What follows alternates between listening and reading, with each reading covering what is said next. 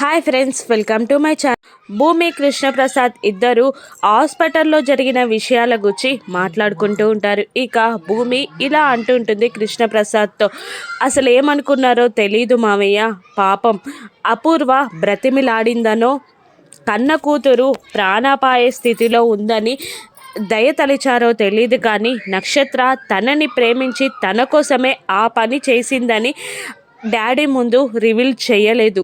అవమానాలు పడ్డారే తప్ప నిజం చెప్పలేదు అని భూమి అంటుండగా, ఒక మనిషి ప్రాణం పోతుందని తెలుసు కాబట్టే వాడు ఆ విషయాన్ని బయట పెట్టలేదమ్మా. వాడు చాలా మంచివాడు, మంచి మనసు కలవాడు అని అంటూ ఉంటాడు కృష్ణప్రసాద్. అటువంటి మంచి మనసు నాకు దూరం అయిపోతుందని భయంగా ఉంది మావయ్య అని అంటూ హాస్పిటల్లో తన చైన్ని లాక్కున్న గగన్ని గుర్తు చేసుకుంటూ అంటుంది భూమి.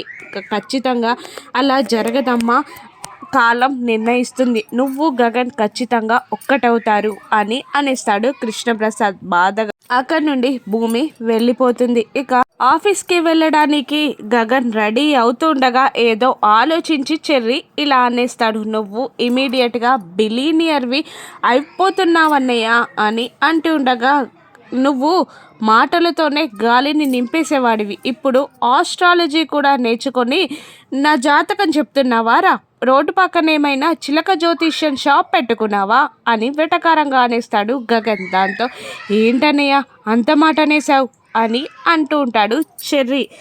మరి ఏంట్రా, నా జాతకం ఎందుకు చెప్తున్నావు? అలా నేను బిలియనియర్ని ఎలా అయిపోతాన్రా అని అంటూ ఉంటాడు గగన్. లేదన్నయ్య, నీ సిచ్యువేషన్ చూసి చెప్తున్నాను. ఇప్పుడు నక్షత్రాన్ని నువ్వు పెళ్లి చేసుకున్నావు అనుకో, ఇప్పుడు నీకున్న దాంతో పాటు నీకు డబుల్ ఉన్న ఆస్తిని కూడా నీ వశమే అవుతుంది కదా. ఇక నువ్వు మావయ్య కంపెనీలు కూడా చూసుకోవచ్చు కదా, అప్పుడే కదా నువ్వు బిలియనియర్ అయిపోతావు. నక్షత్రాన్ని నువ్వు కూడా పెళ్లి చేసుకో అని అనేస్తాడు చెర్రీ. దాంతో కోపంగా చూస్తాడు గగన్. నేను నక్షత్రాన్ని పెళ్లి చేసుకోను అని అనేస్తాడు. ఎందుకన్నయ్య, నీకోసమే కదా తనంతా పనిచేసింది, నువ్వు పెళ్లి చేసుకునే వరకు వదిలిపెట్టదు, మళ్ళీ ఆ పని చేస్తుందేమో అని చెర్రీ అంటుండగా, ఈసారి చస్తే చావని, ఫస్ట్ టైం కాపాడాను, ఇక తన రెస్పాన్సిబిలిటీ ఆ అపూర్వాది శరత్చంద్రది. అపూర్వ, శరత్చంద్ర, నక్షత్ర నాకు ఎవరు అవసరం లేదు అని అనేస్తాడు గగన్. ఇంకా ఇలా వార్నింగ్ ఇస్తూ ఉంటాడు, ఈసారి ఈ మాట నా దగ్గరే చెప్పావు, ఇంకా వేరే ఎక్కడైనా చెప్పావనుకో నిన్ను చంపేస్తా అని బెదిరిస్తాడు చెర్రీని గగన్. అన్నయ్య, ఇంత మంచిగా చెప్పాక నేనెందుకు ఇంకా ఎక్కడైనా చెప్తాను, చెప్పను, కానీ ఒక రిక్వెస్ట్, నీ కార్ కీస్ ఇవ్వవా అని అనేస్తాడు చెర్రీ. ఏంట్రా, ఎందుకు అని గగన్ అడుగుతుండగా, ఫ్రెండ్స్తో చిన్న పార్టీ, వేరే సైట్కి వెళ్తున్నాను, డాడీని అడిగితే ఎలాగూ ఇవ్వరు, నువ్వు కూడా ఇవ్వకపోతే ఈ చిన్న తమ్ముడు ఎక్కడికి వెళ్తాడు అన్నయ్య అని అనగానే, ఫస్ట్ వచ్చినప్పుడే ఈ విషయం చెప్తే అయిపోయేది కదరా, నా తల్లి ఎందుకు తిన్నావురా అని అంటూ కార్ కీస్ ఇచ్చేస్తాడు గగన్. నువ్వు క్యాబ్ బుక్ చేసుకొని ఆఫీస్కి వెళ్ళిపోవన్నయ్య అని హుషారుగా చేరి చెప్పగానే, లేదురా సిటీ బస్లో వేలాడుతూ వెళ్తా అని గగన్ వెటకారంగా అనేస్తాడు.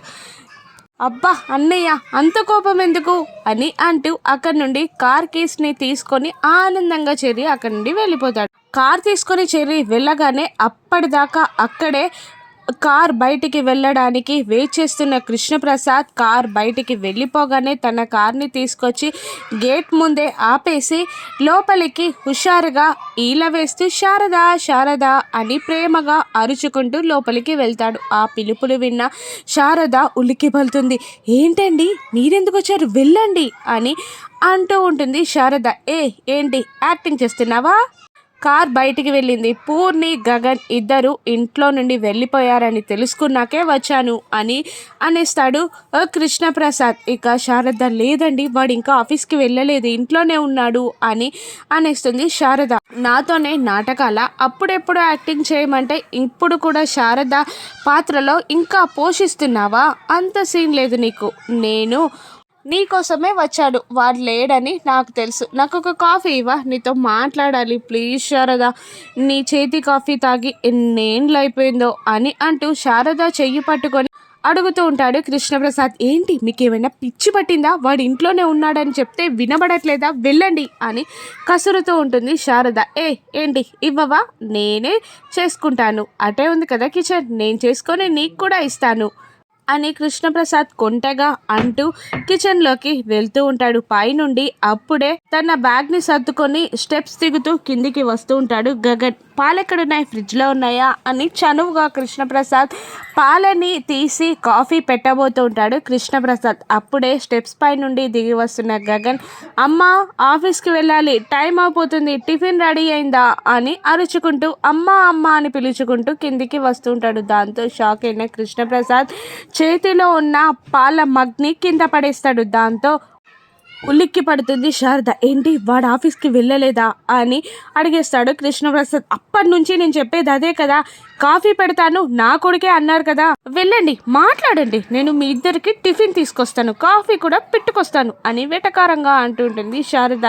దాంతో భయపడిపోయిన కృష్ణప్రసాద్ బల్లిలాగా డోర్ కద్దుక్కుంటాడు. అటు ఇటు అటు అతుక్కొని ఎలా తప్పించుకోవాలో తెలియక శారద కొంగు కింద దూరిపోతాడు. అప్పుడే అమ్మా అంటూ కిందికి దిగి వస్తాడు. ఏమీ తెలియక ఇక శారద అలా స్టాచ్యూ లాగా నిలబడిపోతుంది. ఏంటమ్మా అంత టెన్షన్లో ఉన్నావు అని అడుగుతూ ఉంటాడు గగన్. అప్పటికే కృష్ణప్రసాద్ వెళ్ళి పక్కన రిఫ్రిజిరేటర్ దగ్గర దాక్కుంటాడు.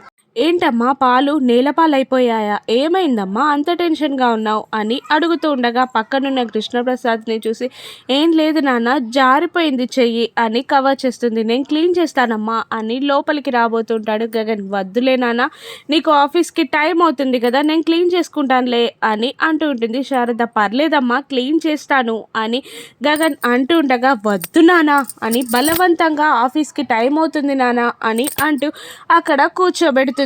టిఫిన్ పెట్టమ్మా అని అనగానే టిఫిన్ వడ్డిస్తూ ఉంటుంది శారద. పైకి నిలబడి గగన్ని శారదాని చూసి టెన్షన్ పడుతూ ఉంటాడు కృష్ణప్రసాద్. అమ్మ చట్నీ అని అనగానే భయంగానే చట్నీ వేస్తూ ఉంటుంది శారద. ఏంటమ్మా అంత చెమటలు వస్తున్నాయి, ఎందుకు టెన్షన్ పడుతున్నావు అని తన నాప్కిన్ తోటి గగన్ శారద చెమటలని తుడుస్తుండగా, వంటగదిలో చాలా చికాగా ఉంది నాన్న, ఎండాకాలం కదా, ఉడకపోతే స్టార్ట్ అయినట్టుంది నాన్న అని అనేస్తుంది శారద. శారద చాలా టెన్షన్ పడుతూ ఉంటుంది.